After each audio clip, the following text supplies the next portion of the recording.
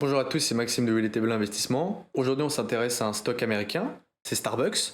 Ils opèrent dans la consommation, la consommation discrétionnaire, donc avec les cafés, les frappés, les gâteaux, les cookies, etc.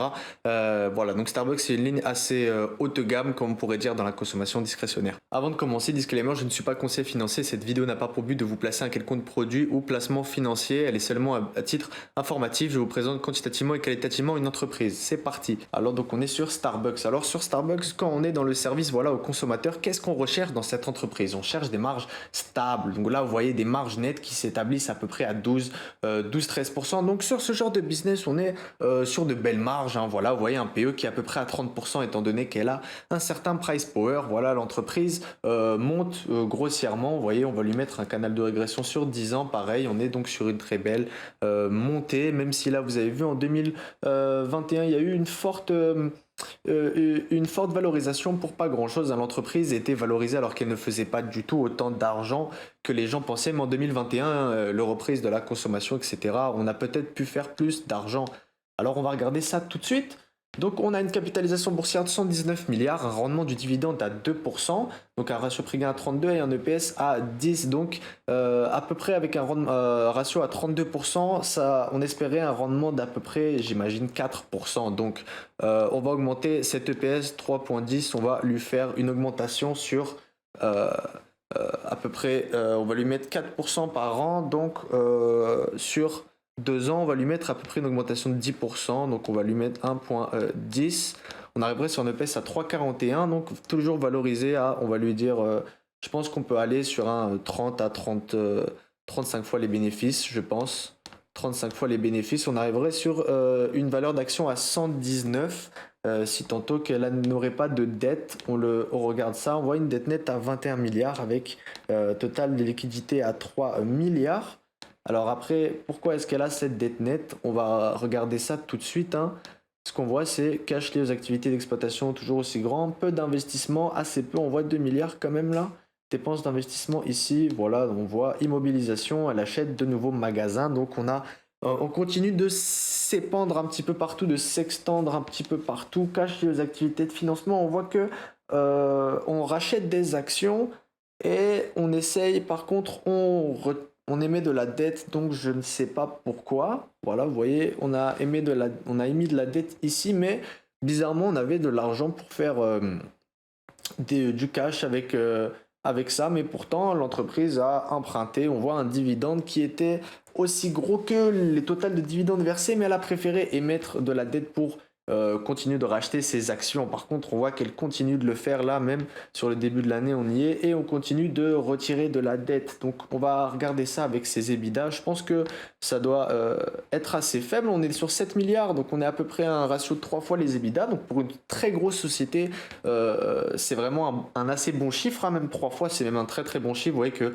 en 3 ans, si elle ne rembourse rien, si elle arrête de tout faire, si elle arrête de rembourser ses actionnaires et de racheter son capital, elle peut rembourser la dette en moins de 3 ans, donc c'est vraiment pas mal, hein. On va regarder un petit peu cash lié aux activités d'exploitation, on voit qu'on est à 6 milliards et aux activités de financement. Donc si elle arrêtait de racheter sa dette et si elle arrêtait de vous émettre des actions, on pourrait à peu près espérer un rendement. Donc là on est sur un 2%, un rendement au moins 3 fois supérieur, donc un rendement à 6%. Voilà, vous attendrez un petit peu un rendement à 6%. Vous voyez que le ratio de paiement est à 66%, mais on a quand même une émission d'actions qui est à 4 milliards. Donc en fait, l'action monte continuellement. Donc on ne parle pas de rendement de dividende en soi, on parle de rendement sur coût d'acquisition. Donc vous espériez peut-être un rendement à 6%. Donc ça peut être assez intéressant sur Starbucks. On va regarder ce qu'on nous dit là. Donc Starbucks, des revenus trimestriels en hausse de 12,5%. La chaîne de café américain Starbucks, dont le titre fléchissait de 2% avant bourse, a publié mardi un chiffre d'affaires au troisième trimestre de 2023 inférieur aux attentes du marché dans un contexte de baisse de la demande malgré le rebond en Chine. Donc on voit sur ce trimestre, le bénéfice ajusté est de 1 dollar contre 95 cents de consensus, donc en soi voilà une hausse de 19%, donc on est quand même pas mal avec, voilà, vous voyez une augmentation de la hausse des prix, donc des marges qu'ils ont sûrement dû augmenter. On a eu une marge opérationnelle à 17,4 contre 16,9, donc c'est pas énorme, mais donc on a pu sûrement atteindre une marge nette à 12, 13, peut-être 14%, voilà. Donc on voit un résultat d'exploitation qui a progressé de 22%, donc ça c'est quand même des résultats assez élevés. Après, est-ce qu'on a des taux de change qui peuvent baisser, etc. Qu'est-ce que nous disent les analystes? Ils nous disent disent que la marge nette devrait à peu près stabiliser. Voilà, donc on s'est établi sur une marge nette, voilà, vous voyez en 2021, en 2022, une marge nette qui était à 10%, donc potentiellement une augmentation des marges qui plus est sur le futur, donc elle est assez faible hein, parce qu'elle ne tient pas des conjonctures, mais ils pensent à peu près câbler sur une augmentation chaque année de 4 milliards quand même, donc c'est une grosse augmentation, donc potentiellement Starbucks qui pourrait avoir des chiffres bien plus hauts que toutes les autres consommations. Si tant donné que la hype sur Starbucks continue, hein, parce que c'est pas dit que Starbucks devienne has-been. Il y a plein de vendeurs de café de je ne sais ce qui à un moment étaient connus et qui aujourd'hui ne sont plus rien. Ça veut rien dire, mais après, est-ce que ça arrivera si tantôt que c'est possible? Voilà, donc qu'est-ce qu'on voit sur leurs propres chiffres? Vous voyez un gap qui était à 0,74, donc plus 25%, alors qu'ils nous ont dit 1 dollar. On a 14% d'operating margin sans le gap. Voilà, donc c'est ce qu'on nous dit, hein. Et en global net revenue, on est à 8,7% voilà, sur le Q2, donc c'est quand même pas mal. Voilà, vous voyez 14% en ajusté. Et vous voyez que c'est surtout en Nord-América, alors que pourtant l'entreprise est présente à l'international et vraiment dans une très très grande proportion, que ce soit en Europe, ici moi où je me trouve, mais sûrement au Canada j'imagine, et aux États-Unis, qui est leur premier marché.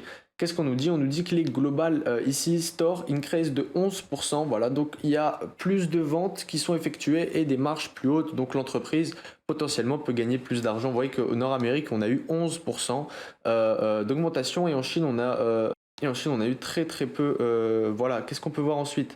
On peut voir qu'elle a ouvert 462 nouveaux magasins sur le Q2 2022. Voilà, c'était l'argent qu'elle prévoyait pour continuer son investissement. Qu'est-ce qu'ensuite moi, ce que j'aimerais bien savoir, c'est est-ce que par exemple, il va avoir continuité de magasins? On nous dit qu'en mars, la compagnie va mettre 50 millions dans un plan d'investissement pour acheter de l'eau, etc. jusqu'en 2030. Donc ça, est-ce que c'est très intéressant? On s'en moque un petit peu. Ce qu'on va voir, voilà, la compagnie va racheter 3 millions de shares, donc elle va racheter 3 millions d'actions à peu près pour une value de 300 millions. Ce qu'on nous dit, et pour l'année fiscale, on serait à peu près à 500 millions, donc 47 millions de stocks. Ok, donc on a une politique de rachat d'actions qui devrait continuer et un cash dividende qui devrait continuer à grossir. Voilà, on nous dit que la compagnie a eu 52 augmentations de dividendes de plus de 10%. Donc on est sur une entreprise qui est censée grossir de plus en plus. Voilà, donc ça c'est ce qu'on nous dit, en tout cas dans les conference calls. Et voilà, donc là, on voit les operating income, vous voyez l'augmentation de 40% par rapport au semestre qu'on a eu l'année dernière. Donc, une augmentation sur ce genre de business de 40%, c'est une augmentation vraiment assez impressionnante. Donc, potentiellement, Starbucks, même si son PE est assez élevé et que acheter maintenant ne serait pas forcément signification d'avoir 40% en plus l'année prochaine, mais ce sont des bonnes données à prendre en compte. En bilan, je pense que Starbucks est une très très bonne entreprise qui n'est pas vouée à disparaître, même s'il y a une hype ou une certaine hype. Même s'il y a une certaine hype à un moment, même si aujourd'hui elle pourrait ne plus y être, je pense que Starbucks a encore des très belles années devant elle, comme McDo, etc. Avec toute l'immobilisation qu'elle possède. Et j'imagine elle a toujours plein de magasins partout. Elle continue d'en ouvrir. Ça veut dire que la demande continue d'être accrue. En tout cas, personnellement, je vois que les magasins Starbucks sont toujours remplis. C'est comme les magasins McDo, il y a toujours des personnes. Les restaurants tels que ce type-là sont toujours blindés. Voilà, si vous avez apprécié cette vidéo, n'hésitez pas à mettre un like et vous abonner. C'était Maxime, je vous dis à bientôt.